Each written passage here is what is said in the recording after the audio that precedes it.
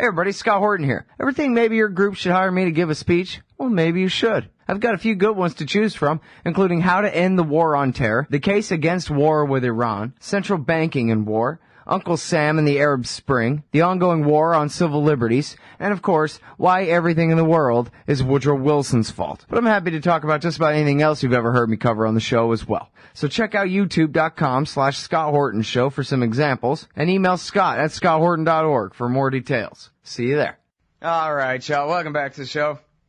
I'm Scott Horton. Our next guest is Rob Warden, and he is executive director of the Center on Wrongful Convictions at Northwestern University School of Law. Welcome to the show. How are you doing?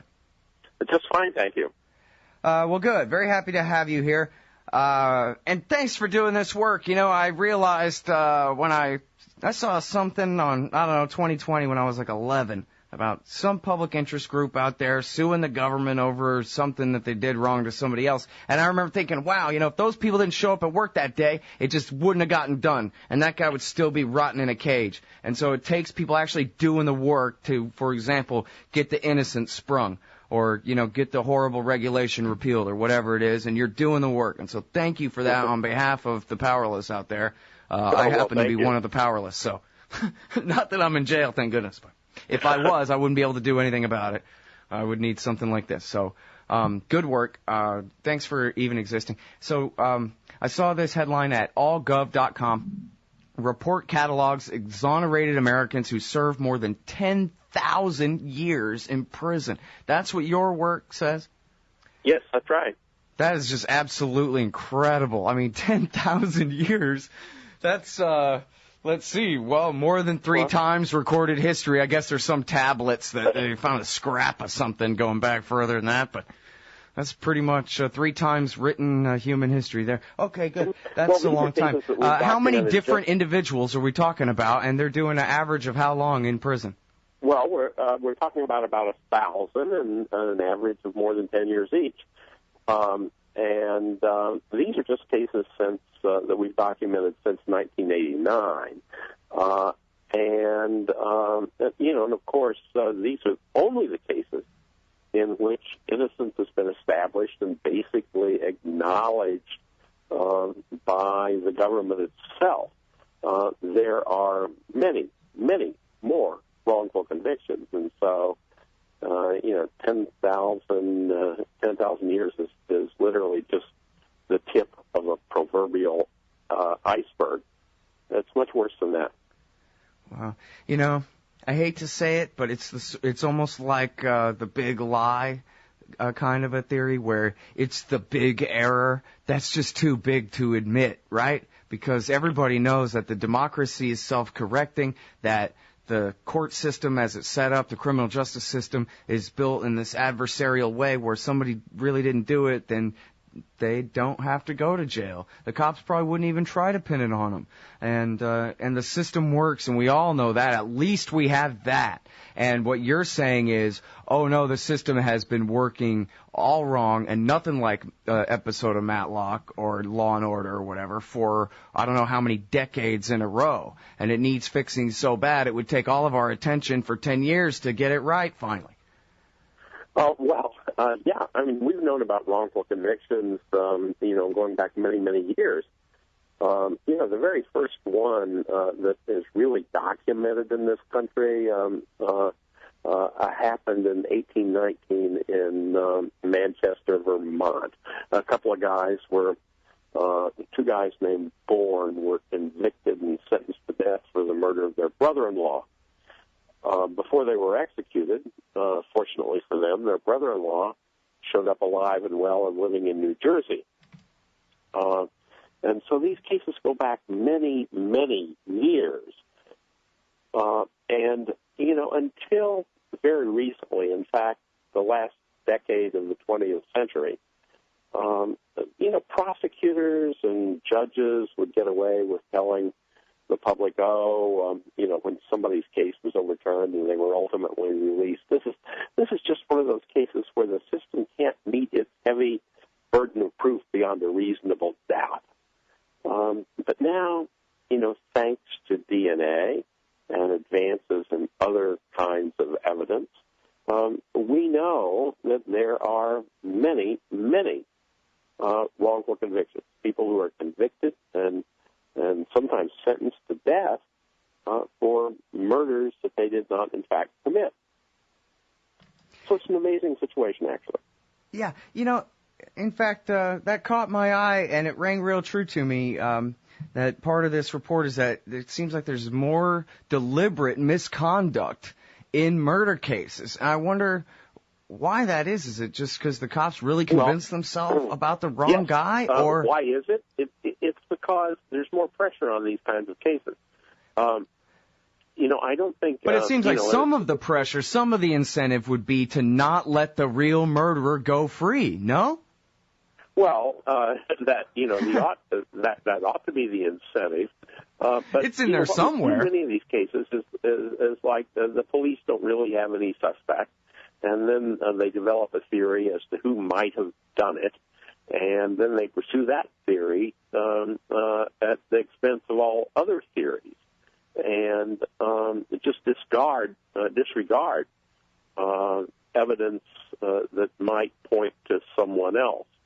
And, of course, one of the sad things about this is that every time you convict the wrong person, that means that the right person is still on the street to continue to commit similar crimes. Mm-hmm. I read this thing at Cracked, actually, with all these sad facts about America's legal system, and I don't remember all the numbers, but they were referring to some studies about jurors and just how little they understand. They don't even know what reasonable doubt means. And it's interesting to me because I remember not understanding what reasonable doubt meant when I was a kid and having it explained to me and still not quite having my head wrapped around it. And so now I'm thinking that's the mindset of the jurors. They don't quite get it. There's no real definition. Reasonable doubt is what any person might think it is. In some states, such as Illinois. Well, this thing was saying that they didn't even understand that that the burden of proof is not on the defendant to prove that he did not do it. And so when they don't see the defense attorney put on a case proving that he didn't do it, then they default with the officials who all wouldn't be saying he did it if he didn't do it. Well, I think that's true. And, we have seen now in all of these documented cases, this 1,050 that we've documented on the National Registry of Exonerations, that, in about 10% of these cases, people actually falsely confess. They were somehow coerced into confessing to crimes that they did not commit. And then there's, really positive information after the fact that, no, hey, they didn't really do it. And we've known for years, that there's a real problem with eyewitness identification testimony, with the use of so-called jailhouse snitches by prosecutors. That's somebody who's in jail who comes forward in exchange for leniency in the case against him and says, oh, hey, this guy told me he did it. This kind of evidence is totally unreliable, and it's resulted in hundreds, thousands of wrongful convictions over the years. Yeah.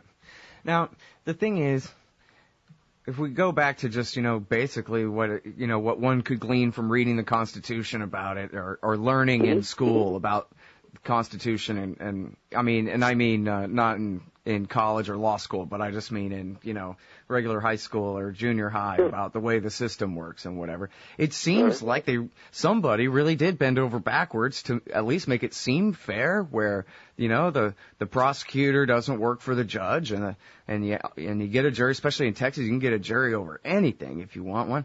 And you have the right to a defense attorney who has, all of these powers to demand every bit of evidence that the prosecution has, and you have all of these protections against ex post facto and secret evidence and bills of attainder and all of these things. It seems like someone's really trying to at least make it fair, but it's just, and you mentioned informants and a couple other things, but I wonder if there's like a key thing that you think is just going wrong. Do we need all elected judges instead of appointed, or the other way around, or hire professional juries?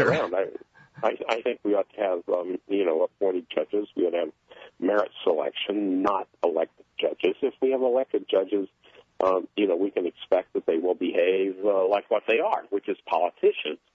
But the real problem is that we have, really people don't appreciate, jurors and I think judges and sometimes lawyers don't appreciate what reasonable doubt really ought to mean. And in virtually every one of these 1,000-plus cases, if you went back and looked at the evidence that was presented at trial, there was evidence that, to my mind at least, would have created reasonable doubt then. But it didn't create reasonable doubt in the mind of the jurors who convicted this person. And yet the person, sometimes went to prison for, we've documented cases in which people have spent up to 40 years in prison for crimes that they didn't commit as a result of juries, I think, really not appreciating the whole idea of what reasonable doubt really should mean. Well, what about, is it different state by state, or what about a case where the judge can't believe that the jury convicted this guy, and he's surprised that he even got by the grand jury, but he had to hold the trial, but there ain't no way I'm letting you send this guy to prison? Do they have the right to just cancel a guilty verdict and say, no, forget that?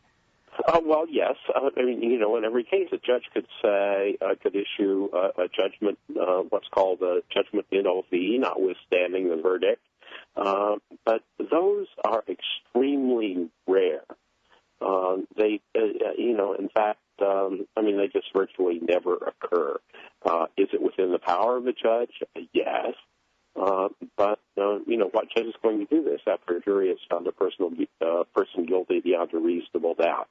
It's just virtually never happens. Yeah, but isn't that amazing? What does that mean? Or they just have ice water for blood, and they got to, in many cases, know a lot better than the jury that this is really pretty trumped up, and for whatever reason they had to go ahead and hold the trial, but know that it's wrong, and yet they got people's lives on the line, their families, their lives. Well, that's one of the great tragedies of all this. That yes, that's right. But in many of the cases, and I'm not, in which people have been shown after the fact to have been wrongfully convicted, the evidence that was at least presented in the courtroom might at the time have certainly indicated that the person was guilty. Often we've had people testify, police officers testify, hey, the guy confessed. And here is here's the confession, which he signed. Well, now, can't we believe that? Well, of course we can. A judge believed it, and then, years later we find out we get DNA evidence or a confession from the actual culprit or something like that. The fact is that the system just really doesn't work quite as well as we have been told over the years that it should. Well, now, I guess back before I was an anarchist, I used to argue that if we got rid of all the superfluous and unconstitutional government functions and we really pared it down to just criminal justice and a minimal national defense kind of a thing, then maybe we could use our democracy to really focus on things like who gets imprisoned and for how long and for what, and whether it's a fair process for deciding, or for that matter, judgments held against them or whatever it is. That if we really just had these few tasks for government, that maybe we could focus on reforming them or just forming them in the first place into something much more fair. But I'm not even sure of that. I mean, it just seems like the whole thing is way too far gone, especially when you talk about how the judge virtually would never cancel a guilty verdict for whatever other incentives he has to go along with what's obviously, in any other circumstances, it's just kidnapping somebody and unlawfully confining them, Well, yeah, but of course, in many of these cases, the evidence was presented. The jury arrived at a verdict. The verdict was wrong, but who was the judge to set that aside? Even if the judge were to, disagree, you can't really necessarily say that it was wrong at the time. And we've just never really gone back as a society to examine, what we're doing. I think there are many things that we could do to improve the system. We're never going to make it perfect. Any system that is designed by human beings will have imperfections, obviously. But we can do a lot to make it fairer and more accurate than it currently is. Hey, what if we just ended the drug war and legalized, and I don't just mean possession, but legalized the drug business and just made it open market activity, just like Anheuser-Busch and alcohol? I mean, we have seen, we learned in the 1930s that prohibition simply does not work, and that, enforcing these kinds of laws, they just don't work. Of course, we should, legalize drugs. We shouldn't be sending people to prison for these. And we could, cut down our prison population by 50% just overnight if we if we abandon the drug laws. Yeah, it seems like probably the courtrooms would be entirely different if they only had real work to do, instead of just being completely crammed full of nonsense. And really think about all the things that are sacrificed in the name of the drug war, too, like the no-knock, and look how far we've come with a SWAT raid for every warrant instead of a, hostage situation at a bank. All this stuff is in the name of the drug war. Yep. We can do a lot better than we're doing.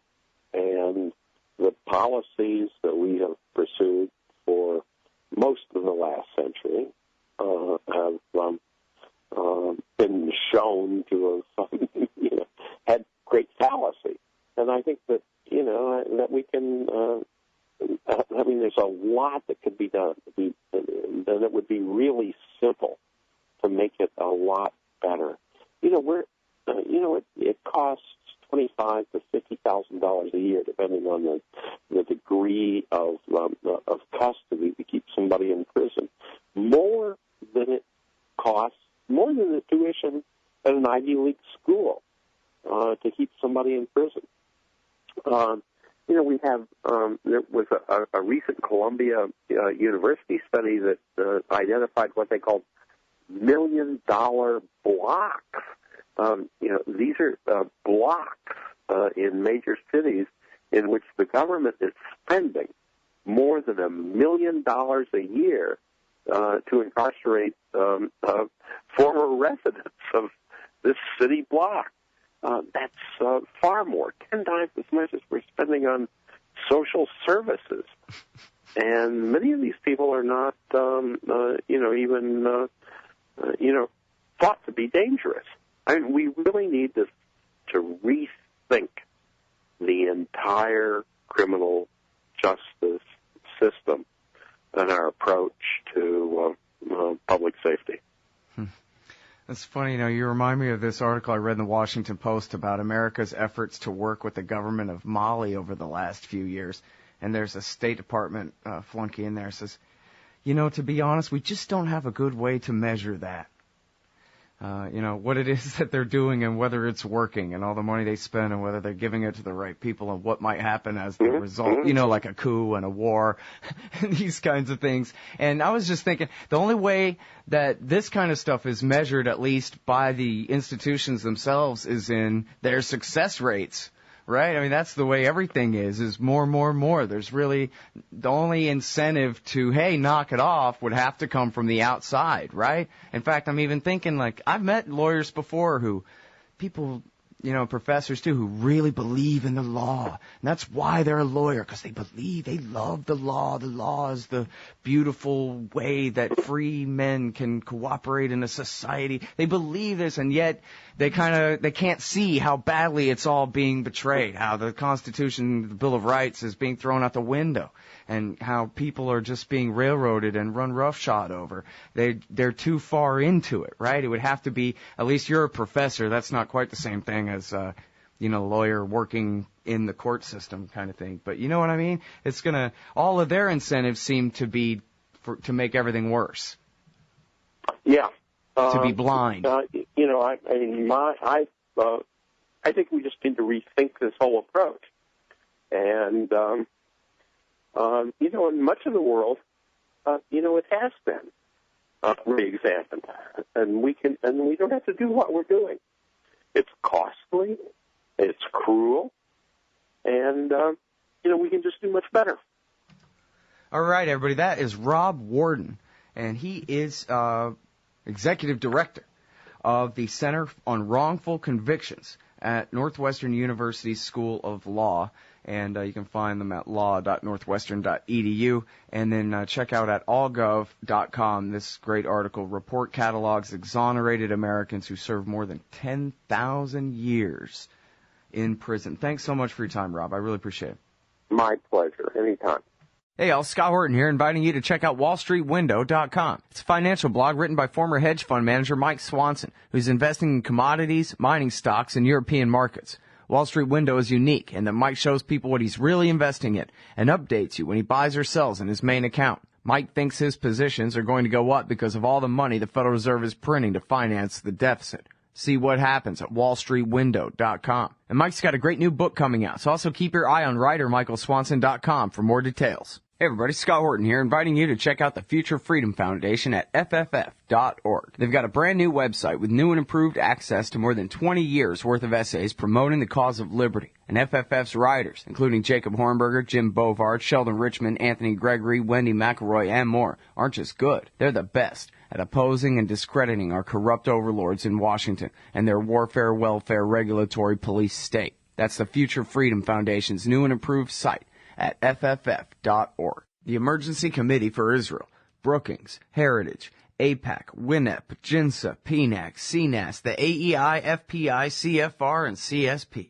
It sure does seem sometimes like the war party's got the foreign policy debate in D.C. all locked up. But not quite. Check out the Council for the National Interest at councilforthenationalinterest.org. They put America first, opposing our government's world empire, and especially their Middle Eastern madness. That's the Council for the National Interest at councilforthenationalinterest.org.